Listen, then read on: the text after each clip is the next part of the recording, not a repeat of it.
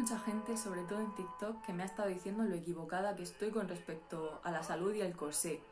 Y entonces, como yo soy una obsesa de mierda, he hecho más investigación que la que ya había hecho y vengo a traeros mis conclusiones. Entonces, voy a repartir el vídeo en dos partes. Por una parte voy a hablar de la diferencia entre llevar corsé y hacer tight lacing, porque son dos cosas muy diferentes. Y en la segunda voy a hablar de estas supuestas enfermedades y deformaciones que se han probado científicamente. Entonces, para empezar, el tight lacing. El tight lacing es ceñirse mucho el corsé. Y esto es algo que parece que la narrativa social de ahora nos ha querido convencer de que era lo normal, porque la gente del pasado era tonta y frívola y claro, las mujeres solo eran objetos y lo hacían para estar guapas y para encontrar marido porque, claro, eso era lo único que importaba. Que sí, nadie te dice que no, es la realidad. Pero también se nos escapa un poco el fenómeno de clases. ¿Por qué? Porque obviamente hay un sector muy grande de la población que no son ricos, no se pueden pasar el día tumbado a la bartuela esperando a que alguien quiera casarse con ellas. Tendrán que trabajar las mujeres. Y esto no es práctico, tú no te vas a invalidar físicamente cuando tienes que trabajar esperando a que te llegue un marido rico que ni se casará contigo porque tú eres pobre. Entonces, lo primero de todo, esto lo vemos en el libro, en el maravilloso libro de una señora que yo amo que es Valerie Steele, The Corset, A Cultural History, donde dice la señora, lo primero, las clases obreras no se hacían tight lacing. Pero es que aparte vemos pruebas sociales de esto. Por ejemplo, en un artículo del Dr. Schwartz de Nueva York, donde se incluye un extracto de una carta de una señorita que va pues a un internado para señoritas de alta clase y tal, y habla sobre su día a día y dice que las criadas llevan corsés igual que ellas, las chicas que están en la escuela, pero que no pueden competir con ellas. ¿Eso qué significa? Pues obviamente que las criadas llevan corsé, pero no lo llevan tan apretado como las chicas que van a la escuela. Las chicas que tienen dinero no están tan delgadas. Además, es que ya simplemente viendo que estas chicas tienen gente que las ayuda a vestirse, porque las sirvientas las ayudan a vestirse y a ponerse su ropa, incluyendo el corsé. Las sirvientas no las viste nadie, se visten ellas solas, no se pueden apretar a sí mismas tanto como les apretarán a las chicas de alta clase. Y ya empezamos a ver eso. Es que es de cajón. Alguien que va a trabajar todo el día con su cuerpo no puede ceñirse el corsé hasta el punto de que le impida moverse con normalidad o casi normalidad. Pero es que aparte, encima, tenemos este artículo en el Daily Mail de Toronto de mayo de 1883, creo, donde sale una señora diciendo que ella le hace tight lacing a su sobrina y que ella se hizo tight lacing de joven y que es una maravilla, que cuánto me ha bajado la cintura, que no sé qué, no sé cuántas. Y a esto le contestan en el propio periódico varias mujeres diciendo, pero ¿cómo le haces eso a tu sobrino? Eso es malísimo, mujer, ¿qué haces? Cualquier mujer que le haga eso a una cría se merece estar en un manicomio porque está loca, porque no sé qué. Es que estas señoras no eran tontas, porque alguien sea del pasado no significa que sea estúpido. Entonces, no nos creamos que sabemos más que ellos. Estas señoras ya en 1883, que en Prime Corset Time, saben que el tight lacing es malo, saben que apretarse demasiado el corsé es malo para la salud. En la segunda parte vamos a hablar de estas enfermedades maravillosas que el corsé organizaba, ocasionaba. Y vamos a hablar de ellas. Para empezar, el artículo este del señor Dr. Schwartz de Nueva York, que yo lo amo con toda mi alma porque ha hecho un compendio de como la historia del corsé y la medicina. Y ya empieza el artículo, el hombre diciendo, esta historia es de amor-odio, es una historia escabrosa, o sea, esto mal. Ha ido cambiando mucho. A veces no hay suficiente corsé, al día siguiente es un objeto maligno del diablo. Entonces, pues, lo primero que dice es eso, la opinión médica ha variado muchísimo. Pero es que aparte empieza a decirnos cómo empieza esto, cómo empieza lo del corsé siendo malo para la salud. Y nos dice que es de un señor Samuel Thomas von Sommering en 1788. Y este es un señor alemán que de repente un día se levanta y dice el corsé es la causa de todos nuestros males y empieza a escribir sobre eso.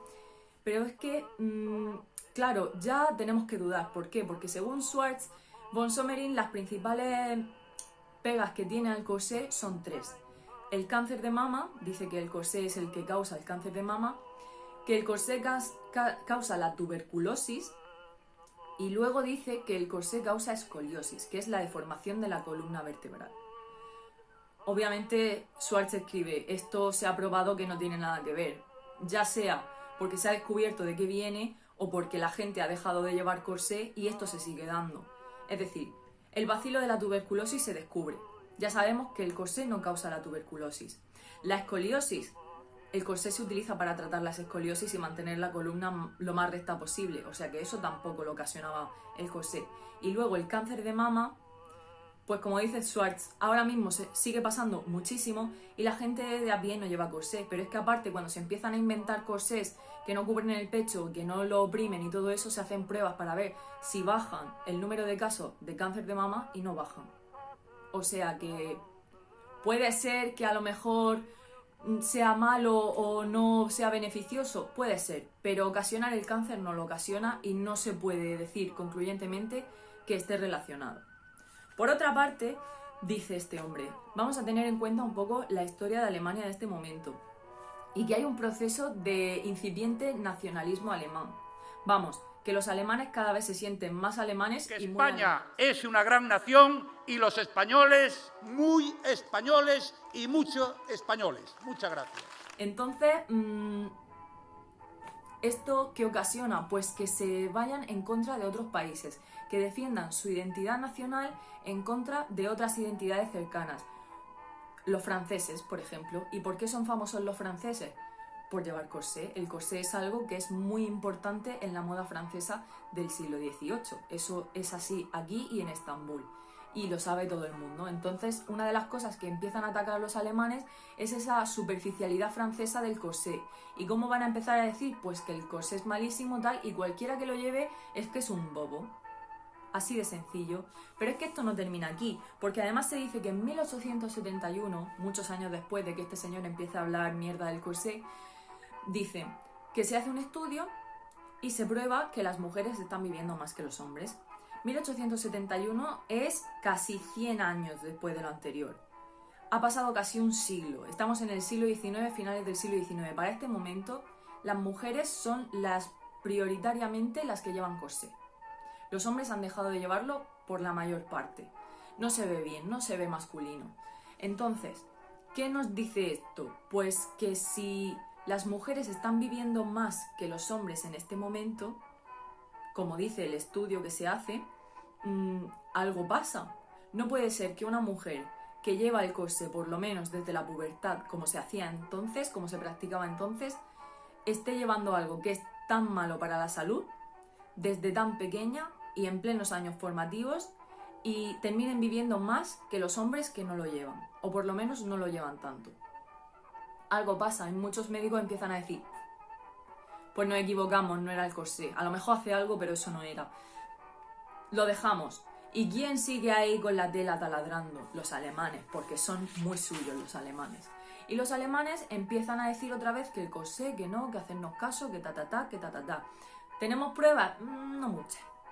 Pero es que aparte de esto, se dice que muchas veces en el siglo XIX y principios del siglo XX incluso era una práctica muy común que los médicos echaran la culpa de cosas que no tenían explicación en ese momento a objetos cotidianos de la vida diaria. ¿Por qué? Pues por dos razones. Uno, porque se quitaban la vergüenza de poder dañar su reputación por no saber algo.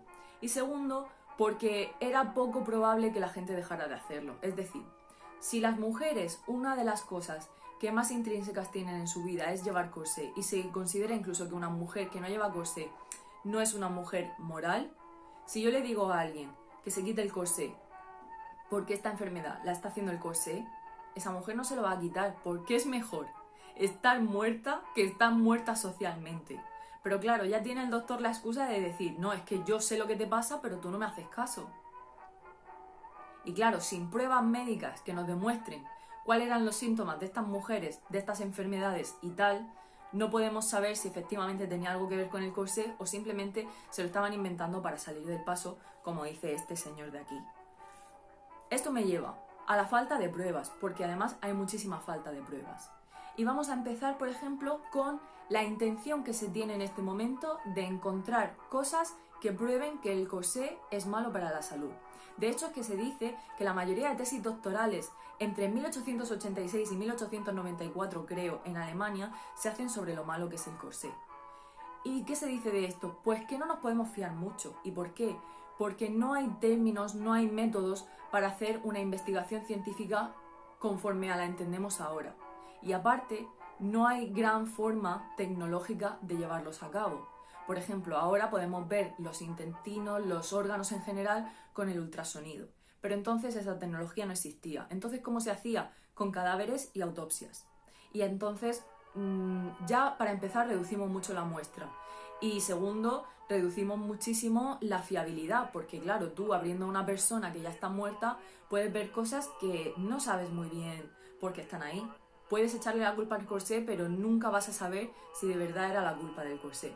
Y esto me lleva al caso de un señor que se llamaba Richard Buck, no sé, Buck. Vamos a decir que es Buck. Yo creo que era Buck. Y este hombre dice que, bueno, voy a abrir a este señor que es famoso en el pueblo, se ve, por llevar corsé muy apretado y voy a ver qué pasa por ahí dentro. Y encuentra el hígado de una de estas tres formas. No se dice de cuál, pero de una de estas tres, que os voy a dejar aquí. Y claro, este hombre ve eso y dice, ya está, el corsé le apretaba las costillas le han deformado el hígado, todo cuadra. Las costillas están haciendo indentaciones en los órganos por culpa del corsé. Y el tío lo publica tan tranquilo y tan feliz. ¿Qué pasa? Que ahora se ha descubierto que esto es una deformación congénita. Es decir, que la gente nace con el hígado así. No se puede hacer. Porque pasaría algo, se notaría. Cuando tú te cortas el hígado algo va a pasar. Pero es que aparte incluso se han hecho estudios donde se dice que incluso si alguien se cortara el hígado por culpa de un corsé u otra cosa, no se sabe muy bien qué efectos tendría. Porque el hígado puede seguir funcionando incluso cuando se cortan trozos. Ya ha llegado un momento que nos tenemos que cuestionar. ¿Esto de verdad son pruebas que demuestran algo o son pruebas que están buscando para dar luz a su propia teoría? Y esto es justamente lo que Valeria Steele habla en The Corset, A Cultural History, donde habla con varios médicos y uno de ellos le dice que hay que plantearse tres cuestiones fundamentales. La primera, ¿hacía algo el corsé malo para la salud? La segunda, ¿hay pruebas? Y la tercera, ¿nos podemos fiar de esas pruebas? Y eso es lo que me chirría a mí en la cabeza. ¿Nos podemos fiar de esas pruebas?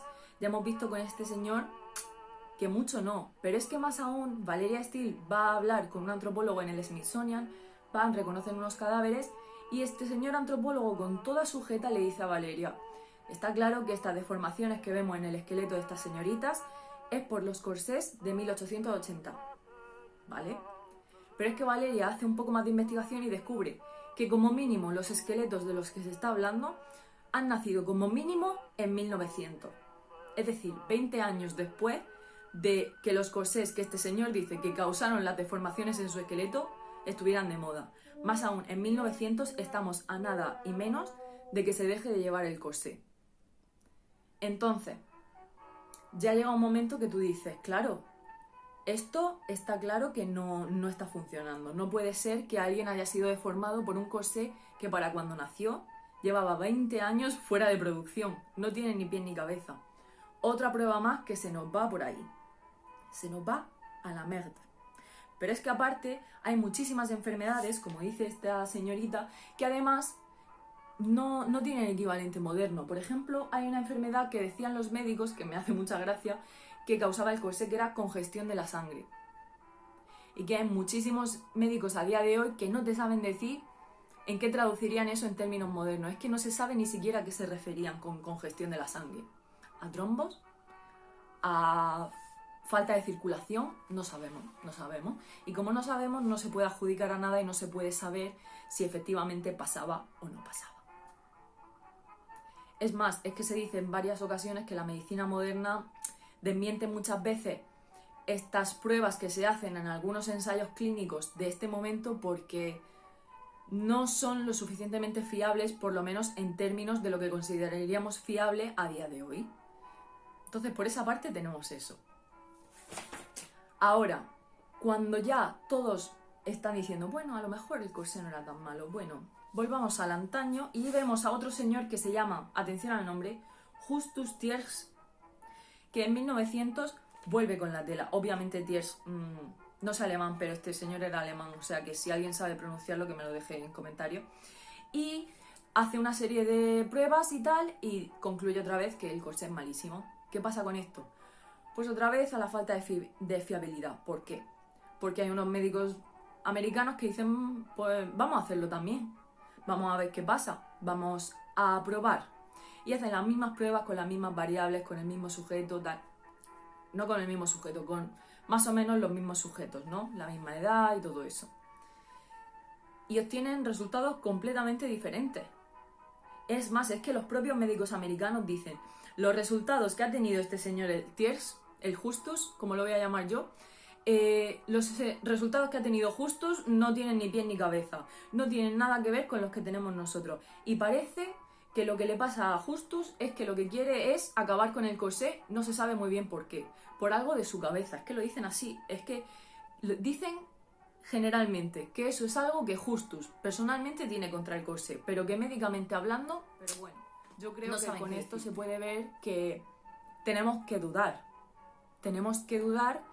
un poco por lo menos de todas estas pruebas científicas que la gente dice que hay y poner en duda no solo las pruebas en sí, sino cómo se están interpretando a día de hoy y qué códigos culturales nos están haciendo a nosotros interpretarlas.